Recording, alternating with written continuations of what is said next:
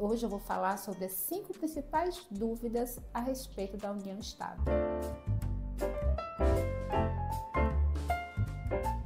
Bem, como eu falei a princípio, a união estável é a união, a convivência de duas pessoas com o objetivo de constituir uma família através de uma convivência pública, contínua e duradoura.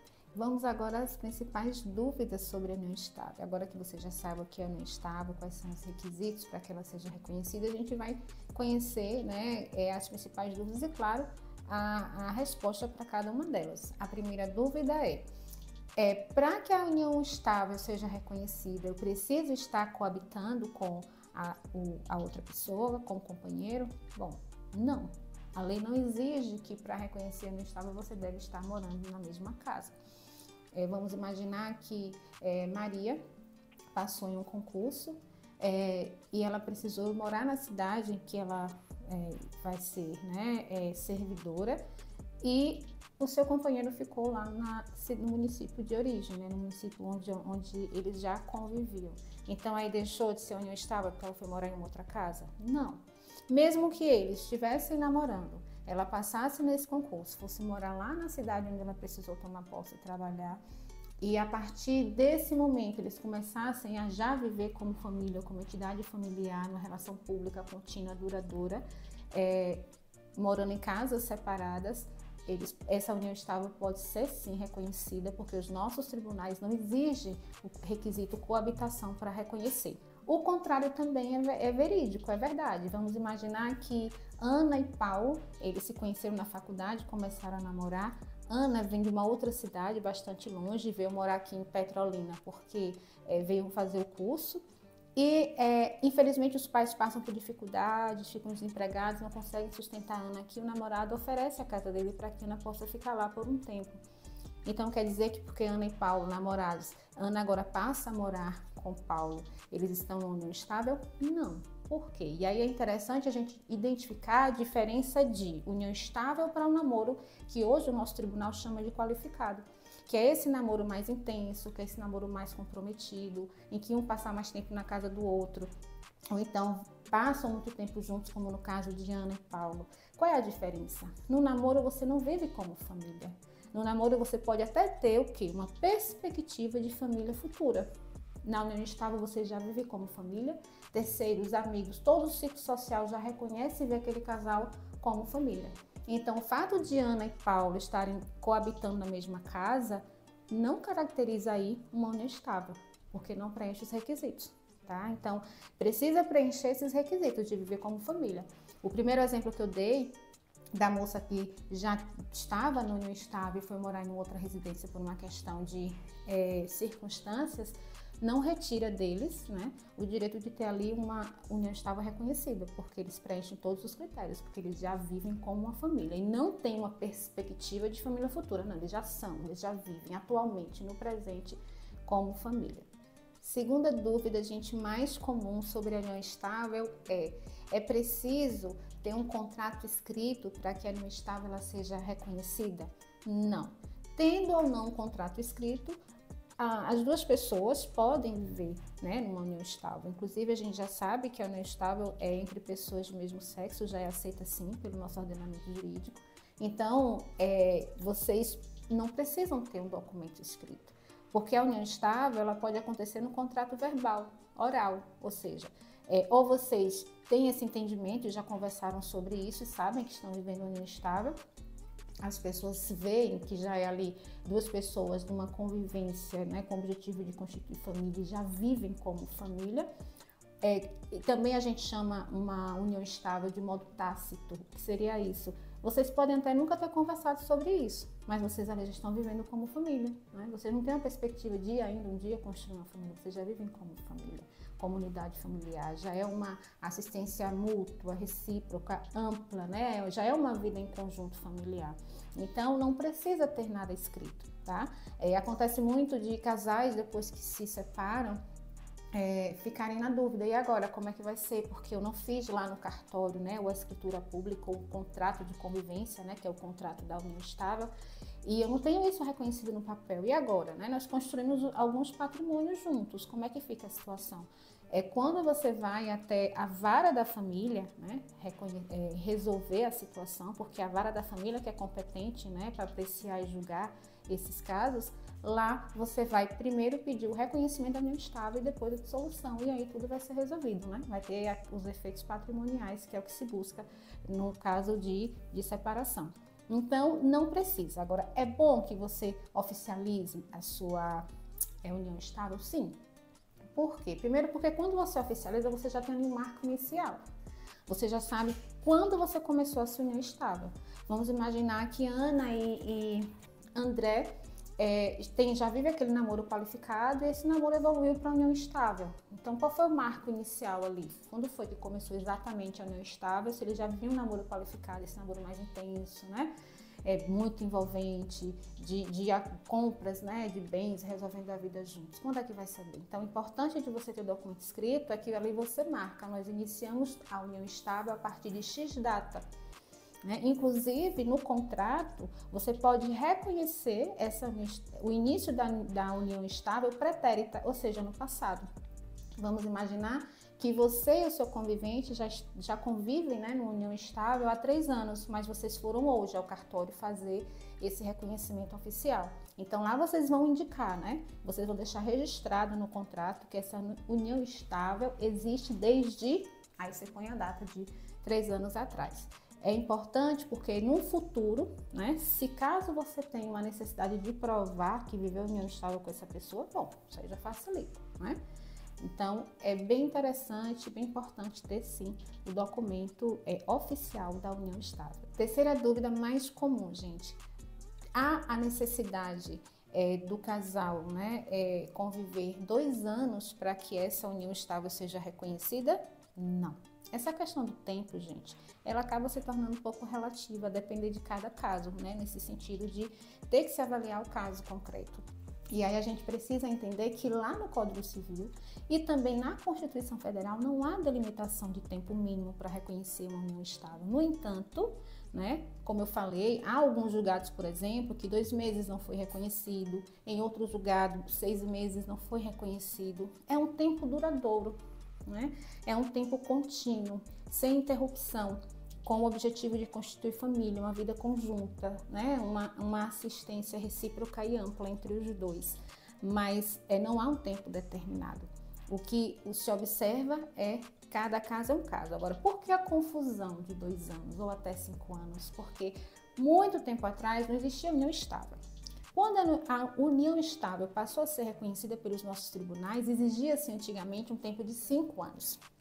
Depois, passou-se a exigir um tempo mínimo de 2 anos. Daí, provavelmente, que vem a confusão hoje, né, de acreditar que exige-se 2 anos de convivência para que essa união estável seja reconhecida. Então, o nosso Código Civil de 2002, que entrou em vigor em 2003, ele não traz essa delimitação de tempo mínimo, tá? E aí, isso vai ser avaliado de acordo com cada caso pelos nossos tribunais.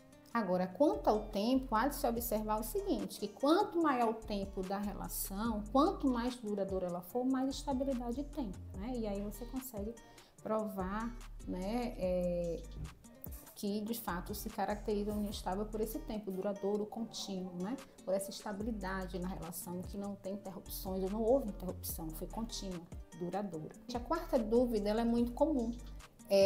Se o namoro qualificado ele pode ser considerado na justiça uma união estável. Bom, a gente precisa entender a diferença entre namoro qualificado, que inclusive esse termo, né, passou a ser dado pelo Superior Tribunal de Justiça, o STJ, justamente para trazer a separação entre namoro qualificado, que é aquele namoro que você já tem mais proximidade, um fica muito na casa do outro, né? Inclusive compram bens juntos, tem uma vida muito íntima, né? Bastante envolvida. Então a gente precisa entender a diferença, que eu até já falei, mas vou explicar novamente. O namoro qualificado, as pessoas, por mais próximas que elas estejam, elas não têm elas já não vivem uma vida familiar, uma unidade familiar. Elas têm a intenção, têm a perspectiva, o objetivo futuro de constituir uma família. Na união estável, essa família já existe. essa família ela foi feita dia a dia, com a vida, né? Ela foi acontecendo. Então não se tem mais perspectiva futura de constituir uma família, porque já se é uma família, diferente do namoro qualificado. Então é preciso provar, né, que de fato vivia um namoro qualificado. A gente vê casos, inclusive, de conviventes que se separam depois de algum tempo e aí vão para a justiça e ficam brigando lá. Era namoro qualificado? Não, era união estável, né? Um diz isso, o outro diz aquilo. Então é preciso, claro, provar, né? Teve um caso mesmo que o rapaz conseguiu provar pela assinatura de entrada no condomínio, porque a moça sempre assinava como visitante, não como moradora. Então essa foi uma das provas que ele conseguiu incluir no processo, que conseguiu provar que não era um namoro, ou que não era uma união estável, mas sim um namoro qualificado, porque a moça queria partilha de bens, né? E aí vem também outra diferença importante. Se a pessoa vive um namoro qualificado, compraram, por exemplo, automóvel, chegaram a comprar uma chácara juntos, e esse namoro qualificado não evoluiu para uma união estável, que pode, né? De namoro qualificado passar a ser uma união estável, mas nesse caso não evoluiu, ficou só no namoro qualificado. E a moça, por exemplo, entra com ação pedindo reconhecimento de união estável, né? E depois dissolução para ter a partilha desses bens, porque eles não estão entrando em acordo, né? Ela vai para a vara da família.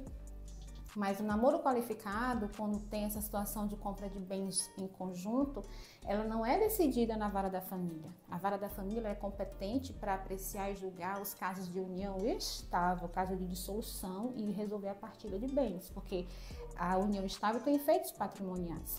O namoro qualificado, numa situação como essa, que Maria e João compraram bens durante esse namoro qualificado, agora estão separados, não conseguem se resolver e precisam, né? Teve que ajuizar uma ação, vai ser na justiça comum, na vara civil. Lá o juiz vai apreciar o caso e vai ver se Maria, né? Maria tem direito a alguma indenização, ou João, a depender do investimento financeiro que foi feito por parte de cada um. Então, tá aí outra diferença do namoro qualificado para a união estável. Namoro qualificado, quando ele termina e envolve questões de bens que foram adquiridos durante esse namoro, não vai ser resolvido na vara da família, mas sim na vara civil, na justiça comum, tá? Então, essa também é uma outra diferença. Então, não há possibilidade de um namoro qualificado lá na justiça ser convertido em união estável. Né? Não há, porque namoro qualificado é uma coisa, união estável é outra. Agora, pode acontecer o engano das pessoas estarem vivendo união estável e achar que está vendo namoro qualificado. Isso pode acontecer? Pode. Mas, se está de fato ali, provado que foi namoro qualificado, não se converte na justiça para união estável, de forma alguma, tá? Não pode ser lá na justiça convertido, não, ok? Um namoro qualificado pode evoluir para união estável, pode evoluir para um casamento? Sim, claro. Mas vive-se um namoro qualificado, você prova isso. Mas porque entra na justiça para pedir conversão em união estável, isso acontece? Não acontece. Durante a união estável, Paulo comprou um apartamento e colocou no nome dele. Ele disse, esse aqui ela não vai ter direito. E aí, a mulher descobre, fica na dúvida, né? Diz assim, mas a gente está em união estável, tudo que a gente constrói, né, é meu e dele. Como assim ele não tem o direito nesse apartamento? Bom, isso vai depender do tempo em que esse dinheiro foi levantado, tá?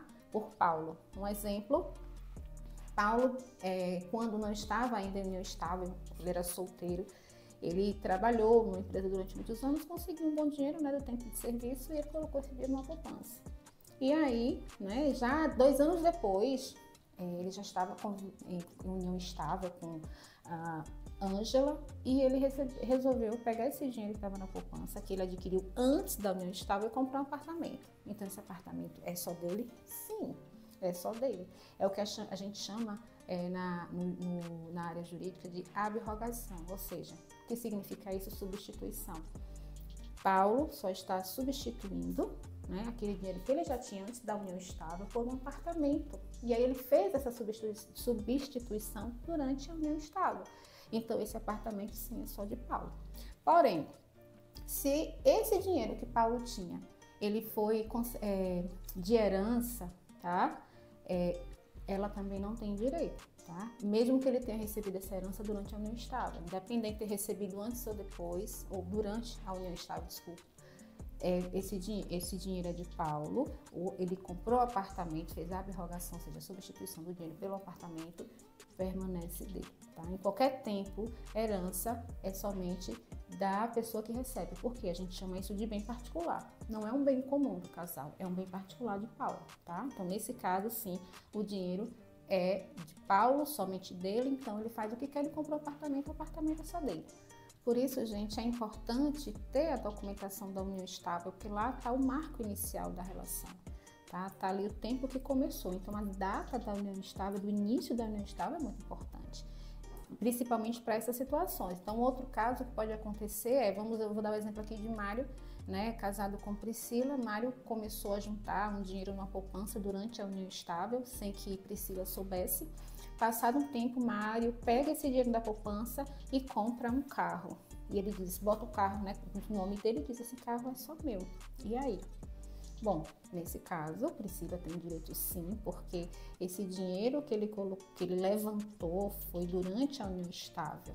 Ah, mas ela não trabalha tanto, né? Não quer trabalhar muito, eu que trabalho, que dou duro, que luto para ganhar um a mais, então eu tenho direito. Bom, mas a gente entende aí a presunção de colaboração. Enquanto ele está trabalhando duro para ganhar esse a mais, Priscila está lá, lavando roupa, lavando prato, cuidando das crianças e também trabalhando, né? Ou seja, tem jornada dupla. Então, de alguma forma, há uma colaboração de Priscila para que ele tenha esse tempo livre para ganhar esse a mais. Então, nesse caso, esse dinheiro também pertence a Priscila e esse bem que ele comprou com esse dinheiro, que foi o carro, também pertence a Priscila. Quando os conviventes não escolhem, o padrão da justiça é a comunhão parcial de bens. Então, a partir daí, do que produzem juntos é partilhado, ok? Uma curiosidade a respeito da união estável é que as pessoas que vivem a união estável, quando elas fazem o registro oficial dessa união estável no cartório, elas acreditam que estão casadas, que não são mais solteiras. Não, gente. Mesmo que você reconheça a sua união estável no cartório, ou seja, tem um documento oficial, você não é casada.